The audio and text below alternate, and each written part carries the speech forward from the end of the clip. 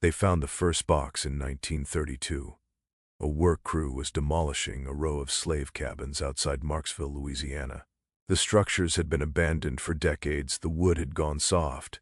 The walls leaned at angles that made them dangerous. One man's shovel struck something hard beneath the floorboards of the third cabin. He knelt. He scraped away the dirt with his hands.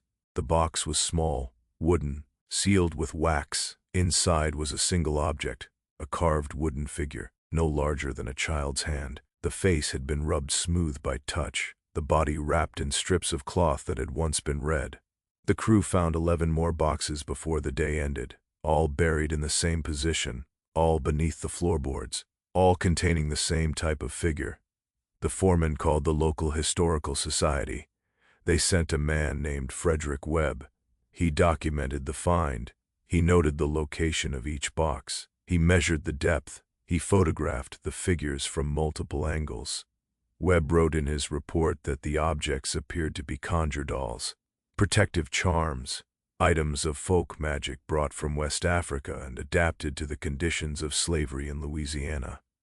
He noted something else. Every figure had been placed facing north. The crews continued their work across the parish. They demolished 47 cabins that year. They found boxes beneath 32 of them, always the same object, always facing the same direction. Webb tried to trace the history of the cabins. He found records indicating they had been built between 1838 and 1842. The plantation had been called Pine Grove. It no longer existed as a functioning estate. He searched for bills of sale, inventory records, anything that might tell him who had lived in those cabins. He found almost nothing. The plantation's papers had been destroyed in a fire in 1867.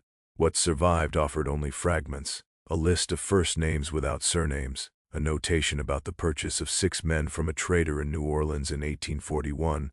One name appeared in multiple documents, Solomon. Webb could not determine if this was the same man mentioned in other records from the region. He noted the coincidence in his report.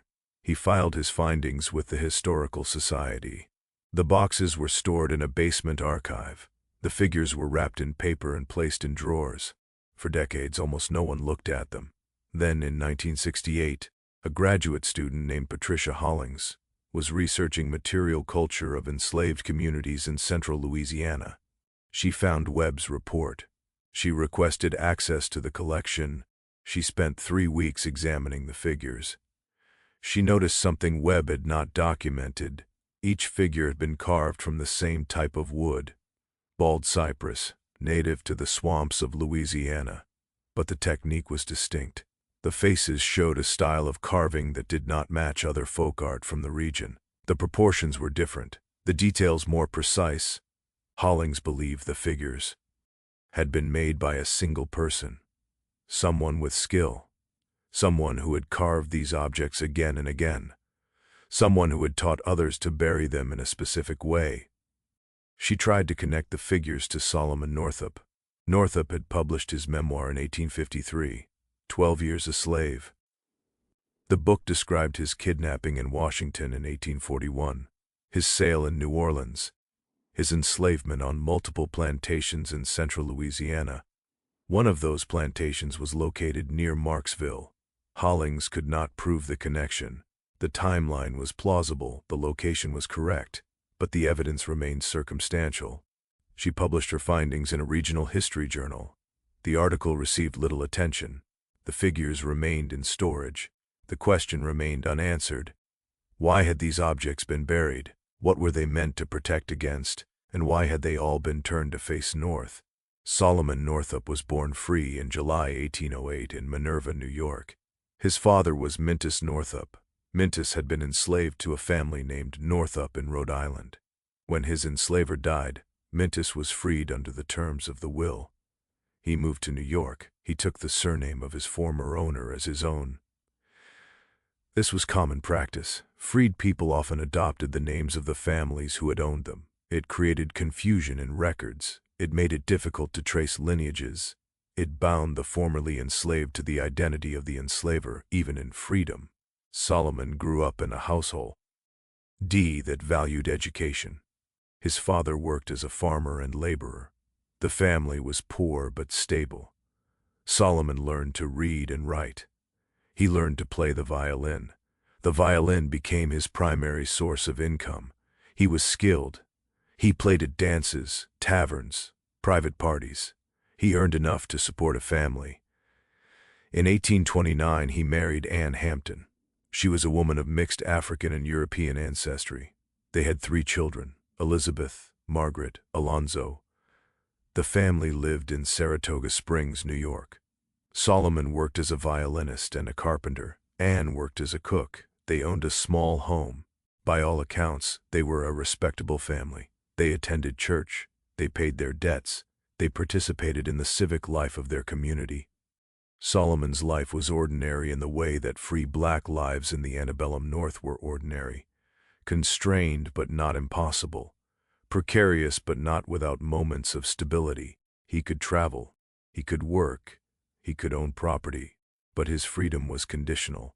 It depended on documentation, on the good faith of white authorities, on the willingness of the legal system to recognize his status, and it could be taken away. In March 1841, Solomon met 2 men in Saratoga Springs. They introduced themselves as Merrill Brown and Abram Hamilton. They claimed to be promoters for a circus traveling south. They said they were looking for musicians. They offered Solomon a job, 2 weeks of work, a generous wage. They would travel to New York City, then to Washington. Solomon accepted. He told Anne he would return in 2 weeks.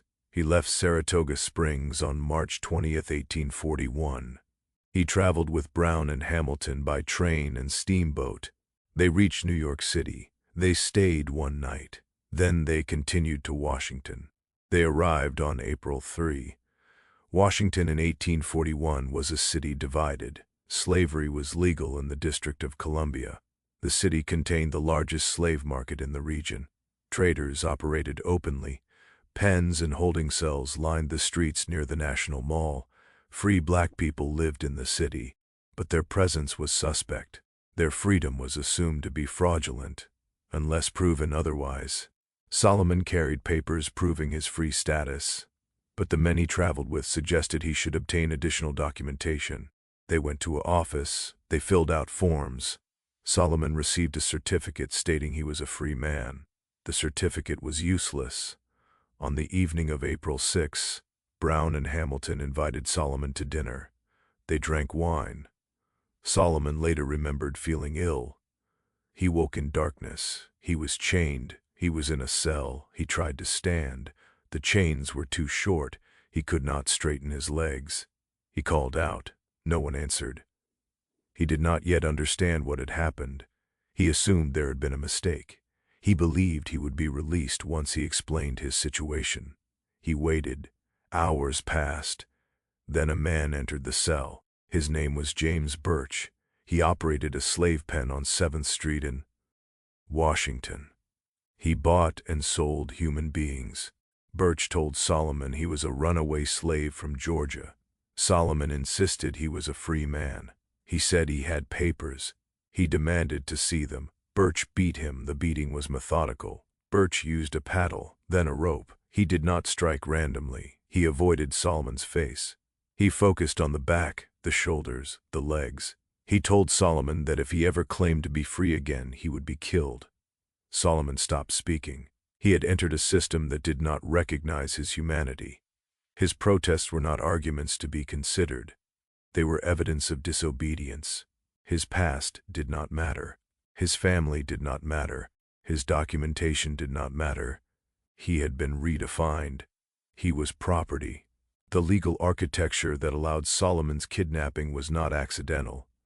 It was constructed over decades through legislation, court rulings, and enforcement practices designed to make the enslavement of black people frictionless and profitable.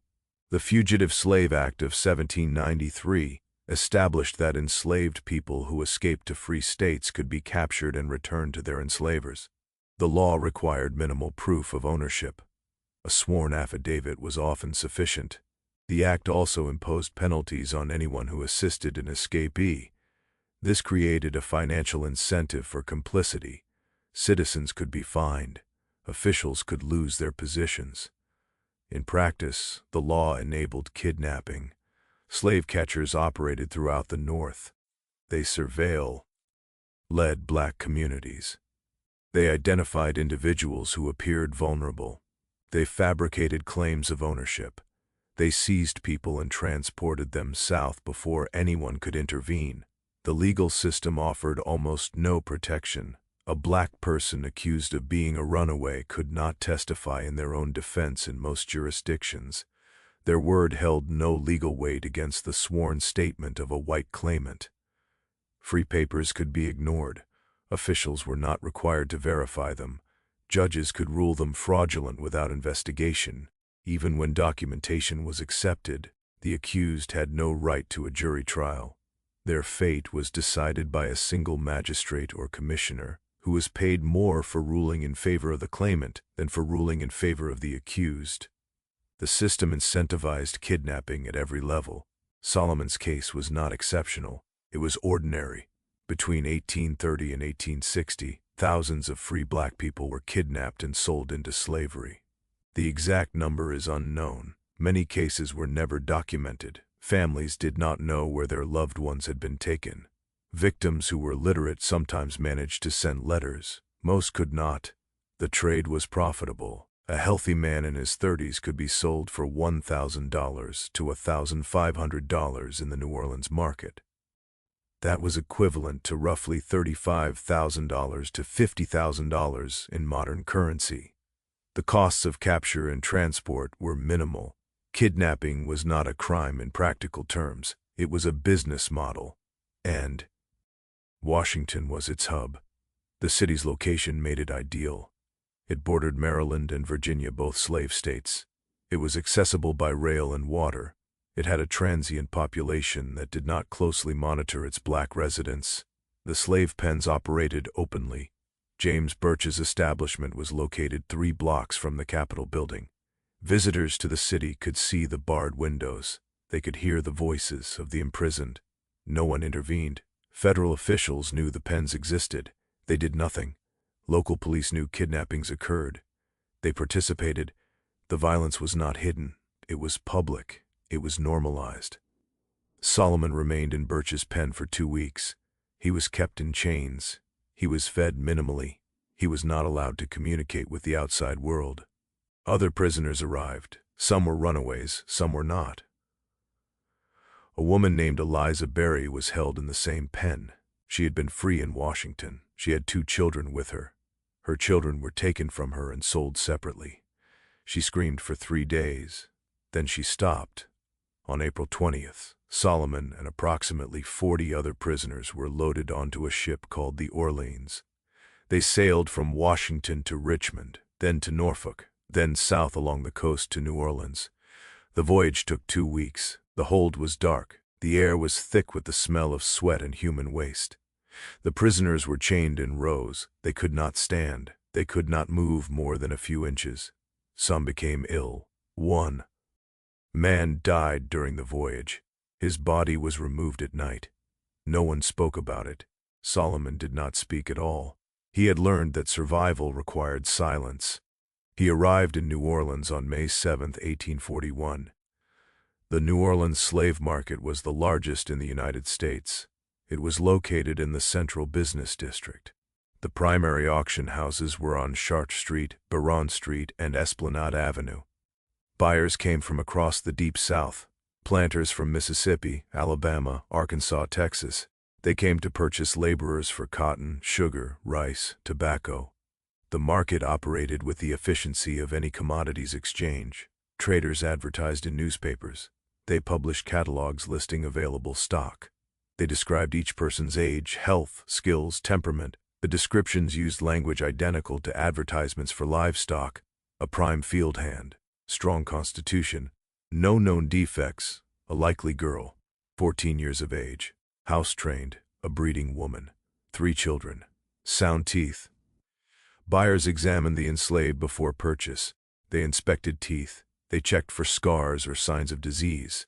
They forced people to walk, jump, bend. They palpated muscles. They asked questions. Can you plow? Can you cook? Have you ever run away? Have you ever been whipped? The enslaved were required to answer. Silence or hesitation could reduce their sale price. Traders instructed them to smile, to appear healthy and compliant. Solomon was held in a pen operated by a trade named Theophilus Freeman. Freeman's establishment was considered reputable. He dealt in high-value slaves. He catered to wealthy planters who were willing to pay premium prices for skilled workers. Solomon was bathed. His clothes were replaced. He was given a new name. He was now called Platt. The name was chosen arbitrarily. It severed his connection to his past. It made him easier to manage. It signaled to buyers that he was a slave of unknown origin, which could either raise or lower his value depending on the buyer's assumptions. Solomon was forbidden to speak about his past. He was told that any mention of his free status would result in immediate and severe punishment. He obeyed. He had watched what happened to those who resisted. A man in the pen had insisted he was free. He had demanded to see a lawyer. Freeman had him taken to a back room. The man did not return. Solomon understood that survival required total submission. He was displayed for sale. Buyers examined him. They noted his age, 33. They noted his build, tall, strong. They noted his hands, calloused but not damaged. One buyer asked if he could play music. Solomon hesitated. He did not know if the truth would help or harm him. He said yes. The buyer lost interest. Musicians were considered unreliable for field work. They were thought to be too intelligent, too independent, too likely to cause problems. Solomon was not sold immediately. He remained in Freeman's pen for several weeks. Other prisoners came and went. He watched families separated. He watched children sold away from their mothers. He watched men and women inspected like animals. He said nothing. He was finally purchased in June 1841 by a man named William Ford. Ford was a Baptist preacher. He owned a plantation and a lumber mill near the Red River in central Louisiana. He was known as a kind master. The concept of the kind master was central to the mythology of slavery in the antebellum South. It appeared in legal defenses, in religious sermons, in newspaper editorials, in novels and plays. The narrative was simple. Slavery was not inherently cruel. Cruelty was the result of individual bad actors. But many enslavers were good people. They treated their slaves well. They provided food, shelter, medical care. They did not use the whip, unless absolutely necessary. The kind master was a Christian. He read the Bible to his slaves. He allowed them to marry. He did not separate families unless financial circumstances left no choice. The kind master was a paternalist. He believed that black people were childlike and dependent. They needed guidance. They needed structure. They could not survive without the care of a benevolent white authority. This narrative served a specific function. It absolved the system. It shifted responsibility away from the legal and economic structures that enabled slavery and placed it on the character of individual enslavers. It allowed people to participate in slavery while believing they were moral. William Ford fit this model precisely. He held religious services for the enslaved on his property. He provided adequate food. He did not use excessive violence. He occasionally purchased slaves who were being mistreated by other enslavers and offered them comparatively better conditions. Solomon later wrote that Ford was a model master. But Ford was still a master. He owned human beings. He profited from their labor. He controlled every aspect of their lives. His kindness did not change the fundamental reality. Solomon worked in Ford's lumber mill. He cut timber. He operated machinery. He learned the rhythms of the work. He did not resist. He did not protest. He performed his tasks efficiently. He was obedient because he understood that obedience was the only path to survival. But he also began to plan. He observed his surroundings. He noted the geography. He listened to conversations. He learned which roads led north. He learned which white people in the area might be sympathetic. He began to consider escape. But escape was not a simple decision. Louisiana was a slave state. The entire legal apparatus was designed to recapture runaways. Slave patrols operated throughout the region. They were authorized to stop any black person and demand proof of ownership or permission to travel. A black person traveling alone without documentation was assumed to be a runaway. They could be arrested, beaten, returned to their enslaver, or sold. The penalties for assisting a runaway were severe. White people who helped could be fined or imprisoned. Free black people who helped could be enslaved themselves. The landscape itself was hostile. Central Louisiana was a maze of swamps, bayous, and forests. The terrain was difficult to navigate. Poisonous snakes were common. Alligators inhabited the waterways. Mosquitoes carried disease. Even if Solomon managed to evade capture, he would need to travel hundreds of miles north. He would need to cross multiple states. He would need food, shelter, and assistance from strangers who had every incentive to betray him. The odds were not favorable, but the alternative was to remain enslaved indefinitely. He decided to wait for the right moment. That moment never came. In 1842, William Ford fell into debt. He was forced to sell assets to satisfy his creditors. Solomon was among those assets. He was sold to a man named John Beats. John Beats was a carpenter. He had contracted with Ford to build structures on the plantation. Ford had hired out Solomon to assist Beats with the work. Beats was a poor craftsman. He was also violent. He drank heavily. He had a short temper. He took offense at perceived slights. He believed that Solomon was insubordinate. Solomon was not insubordinate. He was competent. He understood carpentry. He knew when Beats made mistakes. Beats interpreted competence as arrogance. The first beating occurred over the placement of nails. Solomon had driven nails in a manner that Beats considered incorrect. Beats accused him of deliberate sabotage. Solomon tried to explain. Beats struck him across the face with a piece of wood. Solomon did not respond. The beating continued for several minutes. Then Beats left. Solomon returned to work. The next confrontation was worse. Beats accused Solomon of ruining a piece of lumber. Solomon had cut the lumber according to Beats's instructions. Beats insisted he had given different instructions. Beats retrieved a whip. He ordered Solomon to remove his shirt. Solomon hesitated. Beats struck him. Solomon grabbed the whip. What happened next occurred in seconds. Solomon pulled the whip from Beats's hand. Beats lunged at him. Solomon struck him. Beats fell. Solomon stood over him, holding the whip. He understood what he had done. He had committed an unforgivable act. He had struck a white man. In Louisiana, that was a capital offense for an enslaved person. He could be hanged. Beats ran. He returned within an hour with 2 other white men. They carried ropes. They intended to lynch Solomon on the spot. Solomon ran. He fled into the swamp.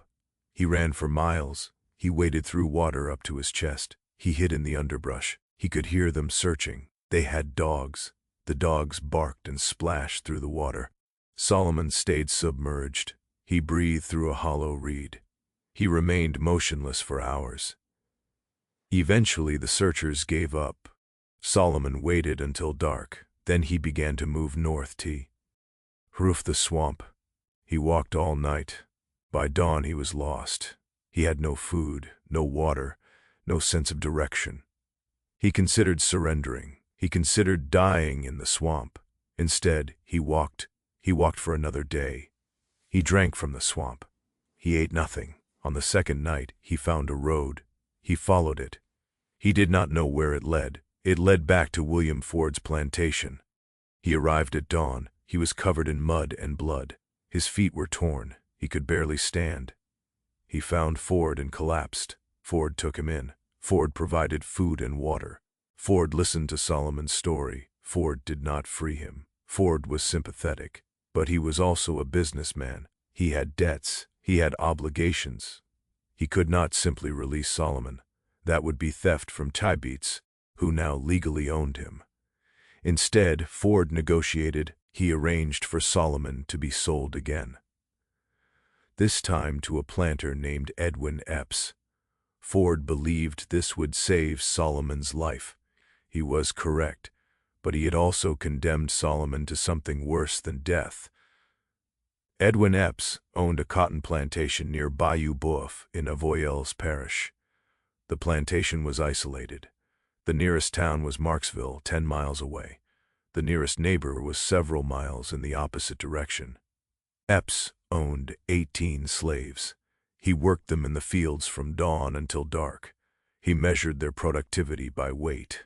Each slave was required to pick a minimum amount of cotton per day. Those who failed to meet the quota were whipped. Epps did not consider himself cruel. He considered himself a disciplinarian. He believed that slaves were lazy by nature. They required constant supervision. They required punishment to maintain productivity. He also believed that punishment should be administered regularly to prevent complacency. Every Sunday, Epps held a whipping.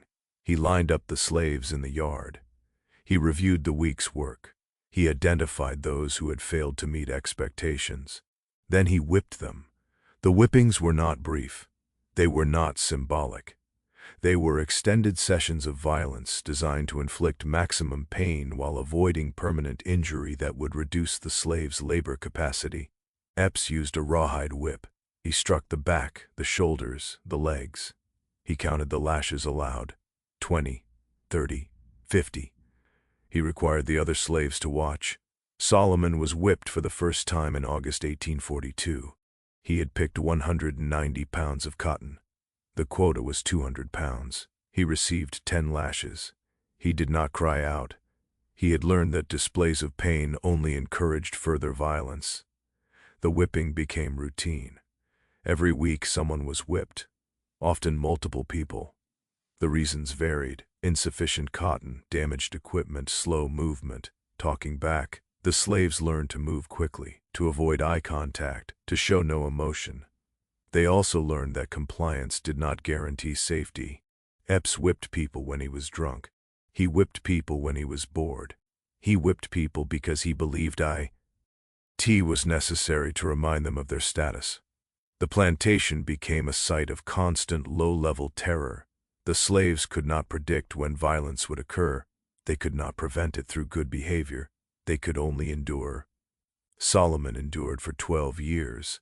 The psychological effect of prolonged enslavement is difficult to describe to those who have not experienced it. It is not a single trauma. It is not a series of discrete violent events. It is a permanent condition of vulnerability and dehumanization that rewires identity and perception. The enslaved learned to survive by fragmenting themselves. They created a public self that performed obedience. That self smiled when required. It moved quickly. It answered questions with deference. It absorbed violence without protest. But there was also a private self, a self that existed in the quarters at night, a self that sang, that told stories, that remembered. That private self was dangerous. If it emerged in the wrong context, it could result in death. So it was carefully guarded. It was hidden behind a mask of compliance. Solomon performed this dual existence with precision. In front of Epps, he was Platt. Platt was obedient. Platt was efficient. Platt never mentioned his past. Platt never resisted, but at night Solomon remained. He told the other slaves about his life in New York. He told them about his wife, his children, his freedom. Some believed him, some did not. One man, an older slave named Uncle Abram, warned him to stop talking. Abram said that hope was dangerous. It made survival harder. It made the present unbearable. Solomon did not stop. He continued to plan. He continued to watch for opportunities. He also continued to play the violin. Epps had discovered that Solomon could play. Epps enjoyed music. He forced Solomon to play at parties. He hired Solomon out to play at dances in the area. Solomon hated it, but he complied, because compliance meant survival, and survival meant the possibility, however remote, of freedom. In 1852, a white carpenter named Samuel Bass arrived at Epps's plantation. Bass had been hired to build a structure on the property. He was from Canada originally. He had worked throughout the South. He was known for his skill and his unusual willingness to speak openly about his opposition to slavery. Bass was not an abolitionist in the formal sense. He did not belong to any organization. He did not participate in the Underground Railroad. He simply believed that slavery was wrong. He said so publicly. This made him an oddity. White people in the South who opposed slavery generally kept their opinions private. Public opposition could result in social ostracism, economic retaliation, or violence. Bass did not care. He argued with Epps. He argued with other planters. He said that slavery was inefficient, immoral, and unchristian. People tolerated him because he was useful. He built well. He worked quickly. His opinions were considered eccentric but harmful. S.S. Solomon heard Bass arguing with Epps one evening. He listened carefully. He assessed Bass's sincerity. He considered whether Bass might be willing to help. He decided to take the risk. One night, Solomon approached Bass. He told him the truth. He said he was a free man. He said he had been kidnapped. He said he needed help sending a letter north. Bass listened. He did not immediately agree. He said he would think about it. Solomon waited. Days passed. Bass did not mention the conversation. Solomon began to fear he had made a mistake. Then Bass approached him in the field. He said he would help. He said he would write a letter on Solomon's behalf. He would send it to New York.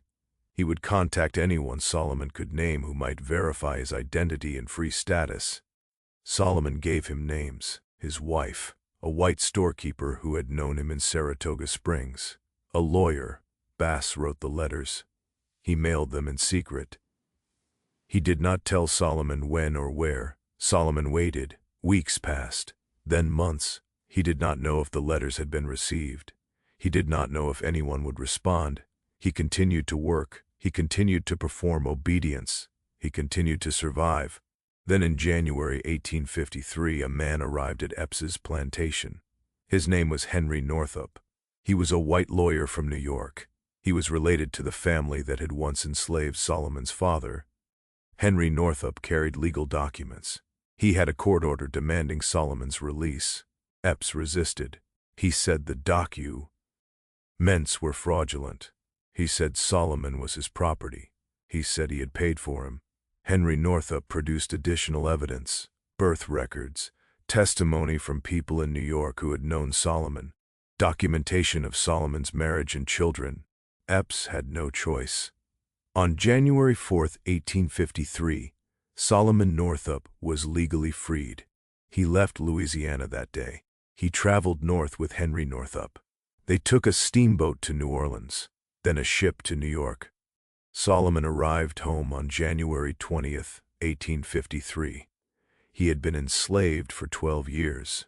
The reunion with his family was not what he had imagined. Anne had remarried. She had assumed Solomon was dead. She had moved on. His children had grown. Elizabeth was married. Margaret was engaged. Alonzo did not recognize him. Solomon tried to resume his old life. He returned to Saratoga Springs. He attempted to work as a carpenter and musician, but he was not the same person who had left in 1841. He had nightmares. He woke in the middle of the night believing he was still in Louisiana. He heard the sound of the whip. He felt the weight of the chains. He could not explain what had happened to him. The experience was too large, too complex, too incomprehensible to those who had not lived it. People asked him questions. They wanted details. They wanted horror stories. They wanted to be shocked. He did not want to shock them. He wanted them to understand. But understanding required something most people were unwilling to give. It required them to accept that the system they lived under, the laws they obeyed, the economy they participated in, was built on the casual, routine destruction of human life. It required them to accept their complicity. Most people did not want to accept that. Solomon decided to write a book. He contacted David Wilson, a white lawyer and writer. Wilson agreed to help. Solomon dictated his story. Wilson transcribed and edited it. The book was published in July 1853. It was titled 12 Years a Slave. Narrative of Solomon Northup, a citizen of New York, kidnapped in Washington City in 1841 and rescued in 1853. The book sold well. It went through multiple printings. It was reviewed in major newspapers. It was cited by abolitionists as evidence of the horrors of slavery. But it did not change anything. The legal system that had allowed Solomon's kidnapping remained in place. The Fugitive Slave Act was not repealed. The slave markets in New Orleans continued to operate. People read the book. They expressed sympathy. They moved on. Solomon attempted to pursue legal action against James Birch, the slave trader who had held him in Washington. He traveled to Washington to testify. But the case was dismissed on a technicality. In the District of Columbia, black people were not allowed to testify against white people in court. Solomon's testimony was inadmissible. The case was closed. Birch faced no consequences. Solomon's life after 1853 is poorly documented. He gave speeches in support of the abolitionist movement. He appeared at events in New York, Massachusetts, and Vermont. He spoke about his experiences. He urged audiences to support the end of slavery. But the speaking circuit was exhausting. He traveled constantly. He was paid little. He struggled financially. By 1857, his public appearances had become infrequent. By 1860, they had stopped entirely. The last confirmed record of Solomon Northup is from 1863. He was living in Vermont. He was working as a laborer. Then he disappeared from the historical record. There are no death records, no obituary, no grave marker. Some historians believe he died shortly after the Civil War. Some believe he returned to New York. Some believe he traveled west. No one knows. His family did not speak about him publicly. His children did not preserve his letters or documents. His wife remarried again after his disappearance. It is as if he had been erased a second time, not by kidnappers, not by enslavers, by silence. The buried boxes found under the slave cabins near Marksville were never definitively connected to Solomon Northup, but the timeline aligns, the location aligns, the style of the carvings aligns. Patricia Hollings, the graduate student who studied the figures in 1968, believed they were messages, messages to the future, messages to the dead, messages to the spirits of Africa. She believed the figures were not just protective charms, they were also markers. They marked the places where people had lived, where they had suffered, where they had tried to preserve something of themselves against annihilation, and they were all turned north. North was freedom, north was memory, north was the direction of home, but north was also impossibly far. The people who buried those figures knew they would never reach it. They knew they would die in Louisiana. They knew their children would die there. So they buried the figures facing north. They placed them under the floors of their cabins. They sealed them in wax. They left them for someone to find, not as artifacts, not as historical curiosities, as evidence, evidence that they had existed, that they had resisted in the only way available to them, that they had refused to let the system erase them completely. The figures were discovered in 1932. They were catalogued. They were stored in a basement. Almost no one looked at them. They remained in storage until 2003. Then the archive was relocated. The boxes were opened again. A new generation of researchers examined the objects. One researcher, a woman named Dr. Evelyn Morris, noticed something the others had missed. Each figure had a small mark carved into the base, a symbol, a pattern of lines. Morris compared the marks. She found they were not random. They were a form of notation. She believed they were names, names in a script adapted from West African writing systems, names that could not be written in English because the enslaved were forbidden from learning to read and write, names that could only be reserved in wood, in secret, in darkness. Morris published her findings in 2007. She included photographs of the symbols. She invited scholars of African languages to examine them. Several responded. They identified elements of Vai script and Sibiti symbols, Adinkra motifs. They could not translate the names. The script had been too heavily adapted. Too much had been lost. But they confirmed that the marks were intentional. They were linguistic. They were meant to be read. The people who carved those figures had found a way to write their names, to record their existence, to resist the erasure that slavery imposed. They had buried their names under the floors. They had turned them toward freedom, and they had waited for someone to find them. The question of why Solomon Northup disappeared from history is not a mystery. It is a pattern. The stories of the formerly enslaved were inconvenient. They disrupted the narratives that white Americans told themselves about slavery. After the war, the North and South engaged in a project of reunification that required forgetting. The North agreed to stop pushing for racial equality in exchange for the South's reintegration into the Union. The federal government withdrew troops from the South. Reconstruction ended. The gains made by Black Americans during the war were systematically dismantled. Jim Crow laws were enacted. Sharecropping replaced slavery as the primary form of labor exploitation. Lynching became widespread. Black political power was suppressed through violence and legal manipulation, and the history of slavery was rewritten. It was recast as a benign institution, as a paternalistic system, as an unfortunate but necessary stage in the development of the nation. Textbooks taught that most slaves were content, that they were treated well, that they were not capable of self-governance. The narratives of the formerly enslaved contradicted this mythology, so they were buried. Solomon Northup's book was forgotten. It went out of print. Libraries discarded it. Scholars ignored it. It remained forgotten for more than a century. It was rediscovered in the 1960s. Historians researching the abolitionist movement found copies in archives. They republished excerpts. They began to use the book in their teaching. But even then, the book was treated as exceptional, as an outlier. The assumption was that Solomon's experience was unusual, that most slaves were not kidnapped, that most enslavers were not as brutal as Edwin Epps. This assumption was false. Solomon's experience was ordinary.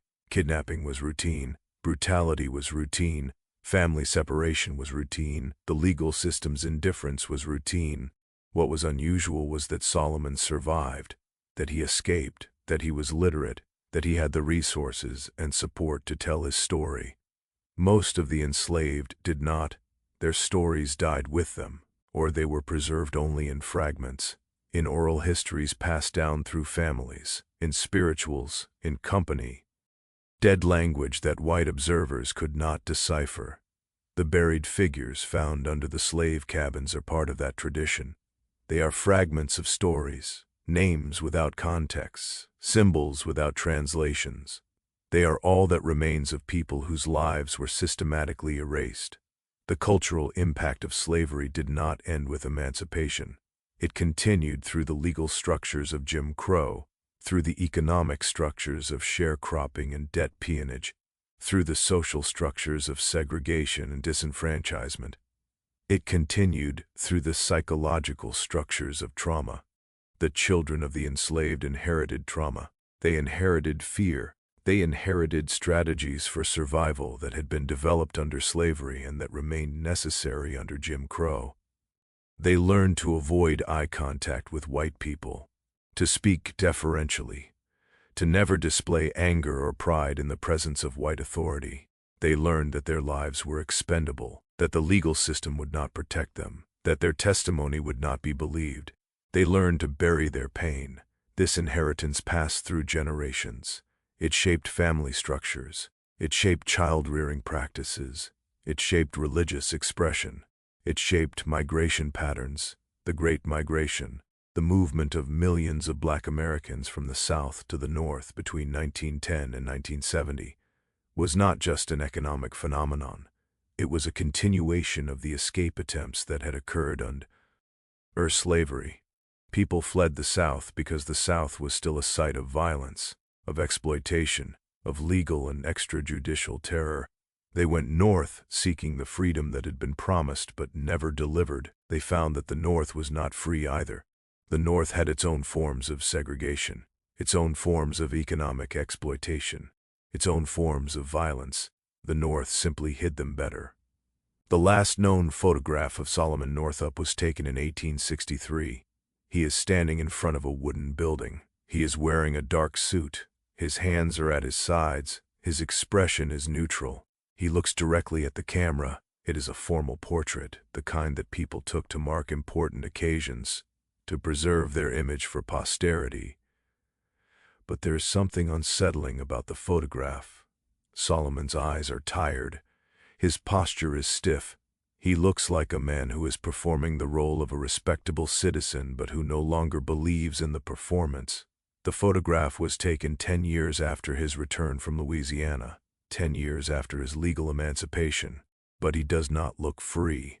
He looks like a man who has learned that freedom is conditional, that it can be taken away at any moment, that the law is not a protection, that the world is not safe.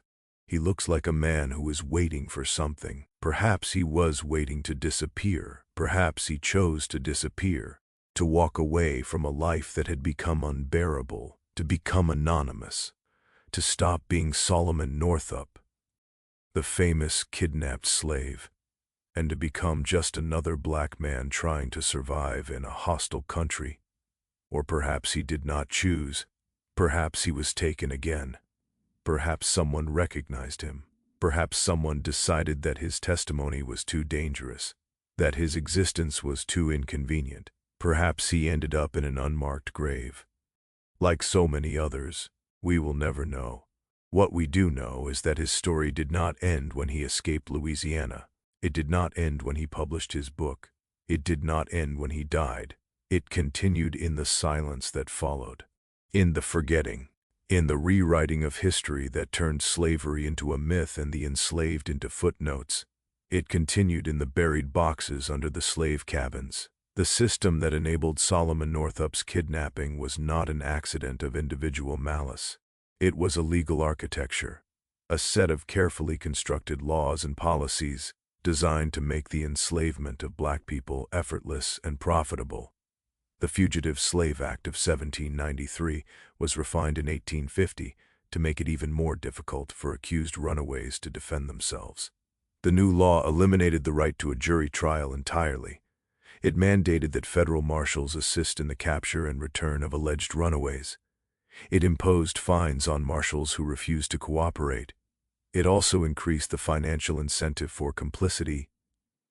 Commissioners who ruled in favor of slaveholders were paid $10. Commissioners who ruled in favor of the accused were paid $5. Reasoning offered for this disparity was that cases involving a return required more paperwork. The real reason was obvious. The law incentivized rulings in favor of enslavers. It turned the legal system into a tool of kidnapping, and it worked. Between 1850 and 1860, hundreds of black people were seized in the North and sent south. Some were runaways, many were not. The law made no distinction. It did not matter if the accused had been born free. It did not matter if they had documentation. It did not matter if they had lived in the North for decades. A white claimant could swear an affidavit, a commissioner could sign an order, and a person could be erased. This was not a failure of the legal system. It was the legal system functioning as designed. It was built to serve property interests, and black people were property. Not in practice, not incidentally, in law. The Dred Scott decision of 1857 made this explicit. Dred Scott was an enslaved man who sued for his freedom. He argued that because he had lived in free states and territories, he was no longer a slave. The Supreme Court ruled against him. Chief Justice Roger Taney wrote the majority opinion. Taney argued that black people, whether enslaved or free, could not be citizens of the United States. He wrote that black people had no rights, which the white man was bound to respect. This was not hyperbole, it was legal doctrine. The ruling meant that free black people had no standing to sue in federal court. They had no constitutional protections. They existed outside the legal framework of the nation. They could be kidnapped, enslaved, or killed, and the federal government had no obligation to intervene. The Dred Scott decision was celebrated in the South. It was denounced in the North, but it was enforced. It remained the law of the land until the passage of the 14th Amendment in 1868. But even after the 14th Amendment, the legal system continued to treat black people as less than full citizens. Black people could not serve on juries in most states. They could not testify against white people. They could not vote. They could not own property in certain areas. They could not attend white schools. They could not use white facilities. These restrictions were not informal customs. They were laws. They were enforced by police, by courts, by state and federal governments. They were justified using the same language that had been used to justify slavery. Black people were inferior. They were dangerous. They needed to be controlled. The legal system was reformed not to protect black people but to control them more efficiently. Slavery was replaced by convict leasing. Black people were arrested on minor charges. They were sentenced to labor. They were leased to plantations, mines, factories. They worked in chains. They were whipped. They died in large numbers. This was legal. It was authorized by the 13th Amendment, which abolished slavery except as a punishment for crime. The exceptions swallowed the rule. Black people were criminalized. Then they were enslaved again, under a different name, under a different legal structure. But with the same result, the system did not end. It adapted.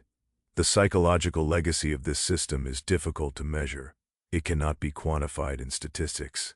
It cannot be summarized in policy analyses. It exists in the transmission of trauma across generations, in the ways that parents teach their children to survive, in the stories that are told and the stories that are not told. It exists in the hypervigilance, in the expectation of violence, in the knowledge that the law is not a protection. The descendants of the enslaved inherited this knowledge. They learned it from their parents. Their parents learned it from their parents, and so on back through the generations. This is not metaphor. It is documented in research on epigenetics. Trauma can alter gene expression. It can be passed biologically from parent to child. The children of trauma survivors exhibit heightened stress responses. They have altered cortisol levels. They are more susceptible to anxiety, depression, and PTSD. This has been observed in the descendants of Holocaust survivors, in the descendants of genocide survivors, in the descendants of famine survivors. It has also been observed in the descendants of the enslaved. The trauma of slavery did not end in 1865. It continued. It continues. It continues in the disparities in wealth, health, education, incarceration. It continues in the ways that black communities are policed, in the ways that black children are disciplined in schools, in the ways that black patients are treated in hospitals. It continues in the assumptions that are made, in the fears that are projected, in the violence that is justified. The system that enabled Solomon Northup's kidnapping is not history. It is present. It is active. It is ongoing. It has been reformed. It has been renamed. It has been reconfigured. But it has not ended. When the slave cabins near Marksville were demolished in 1932, the workers did not understand what they had found. They saw small wooden boxes. They saw carved figures. They saw objects that seemed religious or superstitious. They did not see messages. They did not see resistance. They did not see the refusal to be erased. The boxes were collected. They were cataloged. They were stored. For decades, they sat in a basement. Historians occasionally examined them. They wrote brief articles. They speculated about their meaning. But the figures remained marginal. Footnotes in larger narratives. Curiosities. It was not until 2007, when Dr. Evelyn Morris identified the writing on the bases, that the figures were understood as something more. They were not just religious objects. They were historical documents. They were names, identities, evidence of lives that the system had tried to erase. Morris's discovery prompted a new wave of research. Scholars began to re-examine the figures. They used new technologies. They analyzed the wood. They traced the origins of the symbols. They found that the figures had been made over several years, that they had been carved by multiple people, that the style had been taught. Someone had taught the others how to carve, how to bury, how to preserve. Someone had organized this act of resistance. Morris believed it was Solomon Northup. She could not prove it. The evidence was circumstantial. But the timeline fit, the location fit, the skills fit. Solomon was a carpenter. He knew how to work with wood. He knew how to carve. He had lived on the plantation near Marksville. He had lived there for years. He had also been a free man. He had been literate. He had understood the power of documentation. Morris believed that Solomon had taught the other slaves to carve their names, to preserve them in a form that would survive. She believed that the figures were part of a larger project, a project to resist erasure, to leave evidence, to ensure that future generations would know what had happened. The figures were not just messages to the spirits. They were messages to us. They were saying, we were here, we existed, we resisted, remember us.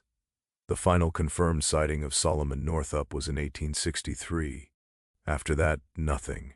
No records, no letters, no mentions in newspapers. He simply vanished. Some historians have speculated that he died of illness. Others have speculated that he was killed. Others believe he chose to disappear. But there is another possibility. Perhaps Solomon returned to Louisiana. It seems impossible. Why would a man who had escaped slavery return to the place where he had been enslaved? But there are precedents. After the Civil War, some formerly enslaved people returned to the plantations where they had been held. They returned to search for family members. They returned to claim land. They returned because they had nowhere else to go. The North was hostile. The West was dangerous. The South was familiar. Some returned and stayed. They worked the same land they had worked as slaves. They lived in the same cabins. They endured the same poverty. But they were free, or as free as the law allowed. Perhaps Solomon returned to Louisiana to search for the people he had known, the people he had worked beside, the people he had taught to carve. Perhaps he returned to find the boxes, to see if they were still there, to see if his message had been preserved. Perhaps he found them. Perhaps he did not. Perhaps he died there, in Louisiana, on the same land where he had been enslaved. Perhaps he is buried there, in an unmarked grave, like so many others. Or perhaps he is buried under a slave cabin, in a wooden box, facing north. We will never know. The legacy of Solomon Northup is not his book. The book is important. It is one of the most detailed first-hand accounts of slavery that we have. It has been studied by historians. It has been taught in schools. It has been adapted into film. But the book is also a sanitized version of Solomon's experience. It was written for a white audience. It was edited by a white man. It was designed to persuade white readers that slavery was wrong. To do that, it had to be palatable. It could not be too angry. It could not be too graphic. It could not challenge white readers too directly. Solomon understood this. He wrote the book that would sell, the book that would be read, the book that might make a difference. But it was not the whole truth. The whole truth was unspeakable. It was in the nightmares, in the silence, in the things he could not say to his family. It was in the years he lost, the parts of himself that were destroyed, the person he had been before 1841 who no longer existed. That truth was not in the book. It was in the ground. It was in the boxes buried under the slave cabins, in the figures carved by hands that were not allowed to write, in the names that were hidden because they could not be spoken. That is the real legacy. Not the book, not the speeches, not the legal battles, the resistance, the refusal to disappear, the insistence on being remembered, the preservation of identity in the face of annihilation. That is what the buried boxes represent. They are not artifacts. They are not historical curiosities. They are acts of defiance. In 2012, the state of Louisiana conducted a survey of historical sites related to slavery. The survey was part of a larger effort to document and preserve the physical remnants of slavery in the state. Archaeologists visited former plantations. They mapped the locations of slave cabins. They excavated sites. At one location near Marksville, they found something unexpected. Beneath the foundation of a cabin that had been demolished decades earlier, they found a wooden box. The box was identical to the ones found in 1932. It was small. It was sealed with wax. It was buried in the same position. Inside was a carved figure. The figure was different from the others. It was larger, more detailed. The face was more expressive, and it was turned north. The archaeologists documented the find. They photographed the figure from multiple angles. They analyzed the wood. They examined the carving technique. They concluded that the figure had been made by the same person who had made the others, or by someone trained in the same technique. They also found something else. Beneath the figure, carved into the bottom of the box, was a word, a single word in English. Remember, the question of who buried the boxes remains unanswered. The timeline suggests it was Solomon Northup. The location suggests it was Solomon Northup. The technique suggests it was Solomon Northup, but we cannot know for certain. What we do know is that someone organized this act. Someone taught the others. Someone ensured that the boxes were buried in the same way, in the same position, with the same message. Someone refused to let the system erase them. That person's name is lost. Their face is lost. Their story is lost, but their act remains. It remains in the boxes, in the figures, in the word carved into the wood. Remember, not as a request, as a command. The enslaved understood something that we have forgotten.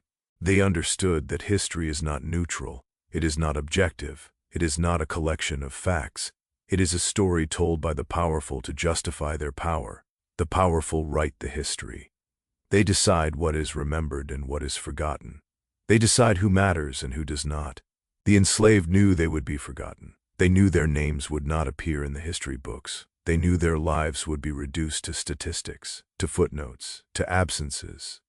So they left evidence. They buried it. They hid it. They preserved it in forms that the powerful could not erase. They left it for us, not to make us feel guilty, not to make us feel sad, to make us remember, to force us to confront the truth, to understand that the system that destroyed their lives is the same system that shapes ours, that the laws that enabled their kidnapping are the ancestors of the laws that govern us today, that the violence they endured has not ended. It has only changed form. They left the boxes so we would have no excuse to forget, no excuse to move on, no excuse to say that slavery was a long time ago and has no relevance to the present. The boxes are proof that the past is not past, that the trauma is not healed, that the debt is not paid. The boxes are still being found in Louisiana, in Mississippi, in Alabama, in South Carolina, beneath the floors of cabins that were demolished a century ago, in the foundations of buildings that were constructed on top of slave quarters. In the earth itself, they are still there, waiting to be discovered, waiting to tell their story, waiting for us to remember. The current location of the boxes found in 1932 is unclear. Some are in museum collections. Some are in university archives. Some have been lost. The historical society that originally cataloged them no longer exists. The records were transferred to the state archives, but the transfer was incomplete. Some documents were lost. Some were misfiled. The figures themselves have been scattered. Some were loaned to exhibitions. Some were sold. Some simply disappeared. This is how history is lost, not dramatically, not intentionally, through neglect, through bureaucracy, through the slow erosion of care. The people who found the boxes thought they were preserving history. They cataloged the objects. They stored them carefully. They wrote reports, but they did not understand what they had found. They thought they had found artifacts, objects, things to be studied and displayed. They did not understand that they had found people. The figures were not representations of people. They were people. They were the only physical remnant of lives that had been systematically destroyed. They were the only proof that certain individuals had existed, that they had names, that they had identities. When the figures were lost, those people were lost again, erased a second time. This is the ongoing violence of history. It happens in archives, in museums, in universities, in the quiet, administrative spaces where decisions are made about what is worth preserving and what is not. The decisions are not neutral. They are not objective. They reflect the same biases that shaped the original violence, the same assumptions about whose lives matter and whose do not. The figures are still being lost, not because of malice, because of indifference, because people do not understand what they represent, because they do not see the urgency of preservation, because they do not feel the weight of the responsibility, because they do not remember. Solomon Northup's book was republished in 2013. It was republished in connection with the release of a film adaptation. The film was titled 12 Years a Slave. It was directed by Steve McQueen. It starred Chiwetel Ejiofor as Solomon. The film was critically acclaimed. It won the Academy Award for Best Picture. It grossed over $180 million worldwide. The book became a bestseller. It was assigned in schools. It was discussed in book clubs. It was featured in media coverage of the film. For a brief period, Solomon Northup was famous again. Historians gave interviews. They explained the historical context. They discussed the accuracy of the film. They praised the book as an important historical document. The attention faded.